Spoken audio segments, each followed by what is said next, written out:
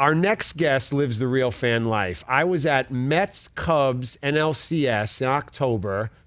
I was in the upper deck, and I run into, with a Chicago Cubs like winter hat on, Sarah Spain in the upper deck as a fan, not with the media credential like Brockman. She's out there with a ticket because she's a fan, freezing on the road at Citi Field.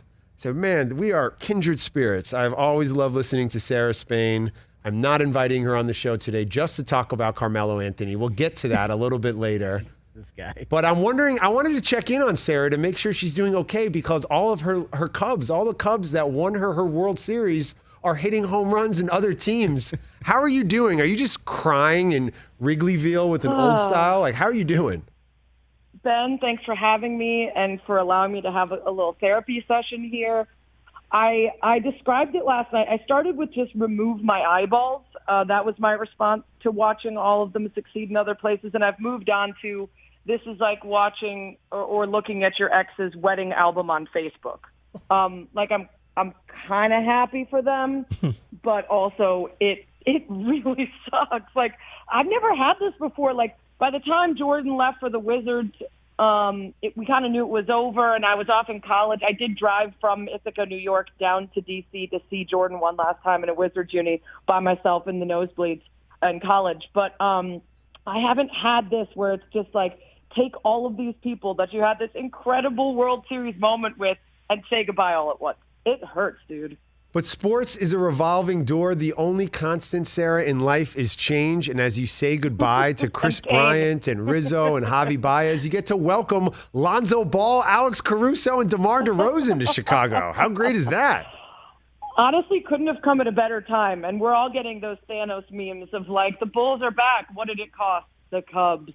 Well, yeah, it was like within very short order, at least something to put our attention on. Now, I don't anticipate we were going to get a championship out of that crew, but just being relevant, just being people I want to watch play basketball in a Bulls uniform is something new, because Zach LaVine's great. Obviously, we got Vucevic last year, but between COVID and injuries, we never really got a chance to see what those guys looked like together in any real way.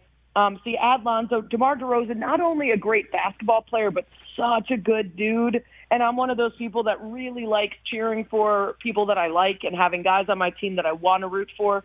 So I'm pumped. I mean, it's been a while. This Bulls hangover has been since the Jordan era in terms of, championships.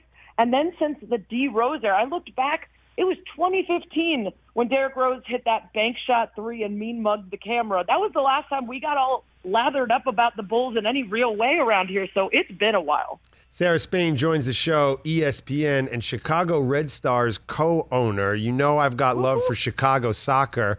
My late grandfather, the legend Frank Sarge Crocker, as United States Soccer Hall of Famer, was the equipment manager for the Chicago Sting. They played out at the Rosemont Horizon and then became the Chicago Power. Chicago's a soccer town. In Last Dance, remember? That's right. They're in the first act of the Last Dance. They used to sell. Yeah, they were telling us the Bulls weren't getting very many fans. The Chicago Sting were outdrawing them. So Chicago's got a rich soccer history. Like I said, I know it well. Talk to me about your involvement with the Chicago Red Stars and where they fit into the culture around the game out there in Chicago. Well, yet again, as we mourn our Cubs, it's been nice to have the Red Stars be winning a handful of games of late and having some success near the top of the standings. It's been a big learning curve. Ben, I never anticipated or even considered owning a professional sports team.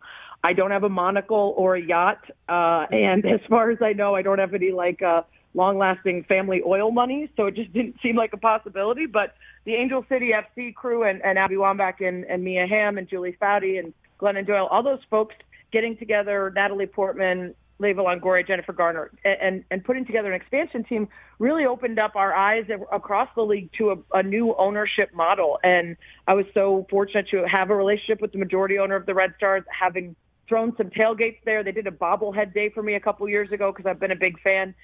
To be in the kind of universe where they would think to reach out to me and ask if it was first financially feasible and second something I'd be interested in, which was an immediate hell yeah. Like it's a massive learning curve. I kind of paid a bunch of money to give myself another job is kind of what it feels like right now, but I love doing it. And I think we're in for a massive bump for the NWSL in this year and the coming years. So I'm ready to be a part of that. And 28th of this month is when we get to welcome back our 4 Olympians that were 4 of the 18 were from my Chicago Red Stars team. So welcome them back as heroes and thank them for representing us in Tokyo and being awesome. That's incredible. I'm so excited to get out to Chicago and catch a game. You know how much love I have for, like I said, the Chicago soccer scene. It's in my family's blood, and I think it's so cool what you're doing with the team to have 4 Olympians now coming back. That's a big deal, not only for the organization, but for USA Soccer to have these stars continue to perform and be seen and visible and not just go, play in the World Cup or the Olympics and kind of fall out of the zeitgeist for a little bit. Just Team USA Soccer. Talk to me a little bit about your thoughts, not only on their performance in Tokyo, but their cultural currency and what they represent in the American sports landscape. Yeah, I mean, I think not grabbing gold hurts a ton, and it is really difficult to be the team where if you win, it's like, yeah, of course. And if you lose, it's a huge deal and it's an embarrassment, right? I mean, it reminds me of Serena Williams just talked about that in her peak years, that like no one really batted an eye when she won again, but if she lost, it was top of the headlines. That's a tough position to be in. That's a lot of pressure. So I'm bummed on their behalf that they just couldn't put it together out there to get gold in Tokyo, but super proud of them anyway. And I don't think you can underestimate their impact on soccer in America, not just women's soccer. Like a lot of people, their gateway drug to Premier League or MLS or NWSL or, any soccer as an American has been the dominance of that women's team back to the 99ers, Brandi Chastain ripping her shirt off, Foudy and Ham and all those early heroes of ours. And then in more recent years, you know what, Ben, I call them, instead of just aspirational, I call them instructional. I really do feel like we're all watching them not only be the very best in the world at what they do, but then teach us how to fight for equal pay, teach us how to be confident and like have that swagger as female athletes that so often we're sort of denied or told to be either ladylike or humble. I don't want that. I want Megan Rapinoe on a bus screaming, I deserve this, right?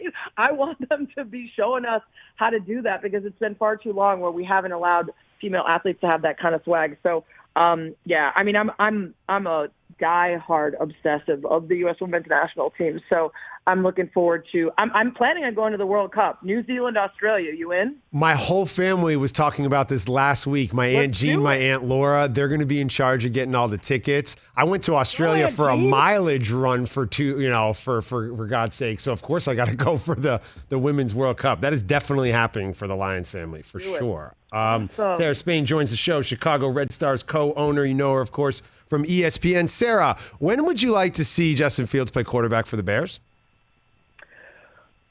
When he and the team are ready. I'm not one of those people that needs to see him day one to prove some sort of point, especially if the offensive line doesn't feel ready to protect him and support him, especially if he doesn't have a good enough grasp of the offense. I think we've just seen some bad situations of guys picking up habits, getting happy feet, seeing ghosts. They don't really feel comfortable, and then they have to kick those, and they get away from what made them great, what made them get drafted high. And, we have this conversation all the time in the NFL, right? What is it better to let them sit behind someone and learn or to get started right away? And there are examples of both, right? You could absolutely throw out the Aaron Rodgers and the Pat Mahomes of the world, and then you can look at guys that got thrust into good situations. That's the key. They aren't just good players, but good situations. So if what you're seeing out of practice, and we're hearing a lot of good things, we're hearing a lot about him learning really fast, his football intellect.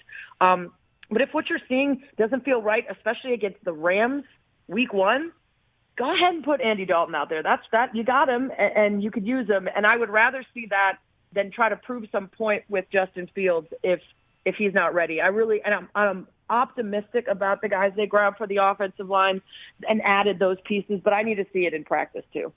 There was rumblings out in Chicago that the Bears might be moving. They might be moving from Soldier Field. Any truth to that? So at first I completely scoffed at it because this is a ploy we saw the Cubs try to pull a couple years ago, that they were going to go to Rosemont.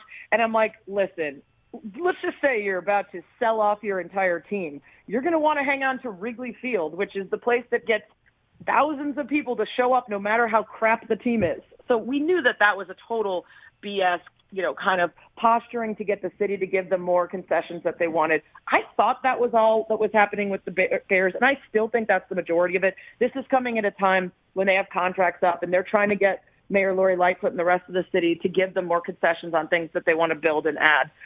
But it is worth pointing out that Soldier Field doesn't necessarily have the cachet of Wrigley Field. It's not the draw. The team is. And there's tons of acreage in the burbs that they could build alongside a betting facility and all this other stuff. So it's a possibility. I still think Soldier Field on the lakefront in Chicago itself, as opposed to having one of those, burbs that takes the name of the city but isn't actually in it. I still think that's what they want. But it's not quite as ridiculous as the Rosemont Cubs. Wow, that's interesting. I heard it and I was like, that's absurd. But you say there might be some meat on the bone there. The Chicago Bears might play outside of Soldier Field. It's crazy because the idea of watching the Bears play against the Packers and not being on the lake freezing as you have a cheese grater on your head, it just doesn't feel like it's Chicago. First of all, you should never have a cheese grater on your head. Even if you hate the cheese heads, you still just never wear a grater on your head. You're better than that. But yeah, no, it's first of all, it was a protected landmark, so there was all that trouble with that. Then they made some additions, and that took away that status. But it's still right there on that museum campus. There's nowhere to build really there. There's such a limited amount of space because it is right on the water near all those other things. So that would be the only reason. But again, I'm going odds are we're sticking at Soldier Field. ESPN Sarah Spain joins the show. Ben Lyons filling in for Rich on the Rich Eisen Show. Sarah, also a co-owner of the Chicago Red Stars. What was your favorite set at Lala? Were you out there in the pit for Tyler? No, I decided to avoid being a part of that. If the lineup is ever just like killing it, I'll be back. I'm not too old for Lala in general, but it's got to be worth it. And the last couple of years, I found myself like, this is so embarrassing. I'm not even a mom, but like I would see some kid and it's 2 p.m. and they're alone just staring at a fence wall. Like they're very clearly did a few too many of whatever drug. They have no friends, they have no phone. And instead of like enjoying myself and being like, what a loser, ha, I'm like, can I help you find I'm just taking care of people instead of watching shows. So like I might have aged out of that part. I did go to, I went to Band of Horses after show and Mount Joy after show. And I just discovered Mount Joy last year during the pandemic, and I've become obsessed. They're one of my new favorite bands. So they absolutely crushed, and Band of Horses is always legendary. So I still got my music in, but I stayed away from the hundreds and thousands of people without masks puking on themselves and not knowing their own names for now. Sarah, it's Thursday. It's okay to take the bracelets off from the weekend. It's okay now. You can cut them off. The world changed the other day. It shifted. We are now living in a different universe. Where were you when you found out that Carmelo was going to have a chance to win a title? Yeah, I just gotten over the fact that he wasn't going to be flown out emergency style to Tokyo to save Team USA. Like that was the last real rumblings about Melo that I'd heard was Captain America was needed. But, honestly, Ben, I know you say that because you think that I'm anti-Melo. I am not anti-Melo. You and I just have differing opinions about the choices he's made throughout his career and whether, there should be empathy for the fact that he's never really made any playoff noise or if that's a result of the choices that he made. I think it'd be nice if he found his way onto this team and got to have a good deep run and be a part of it.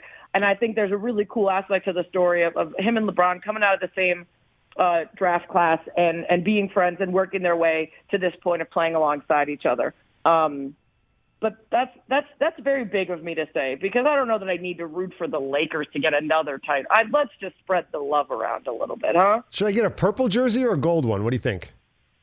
I'm going to go purple is better with your coloring. By the way, I've got to send you a Red Stars jersey. You got to be rocking that in Chicago soccer out in L.A. Down, and we got to do some type of Chicago Sting collaboration or something, tap into the history of Chicago soccer. Like a throwback day where we're wearing Chicago Sting unis. Oh, or just some type of it's all about the little X, right? That's what culture is in 2021. It's about the collaboration, the little X. I appreciate you collaborating on our show and making it better. Thank you, Sarah.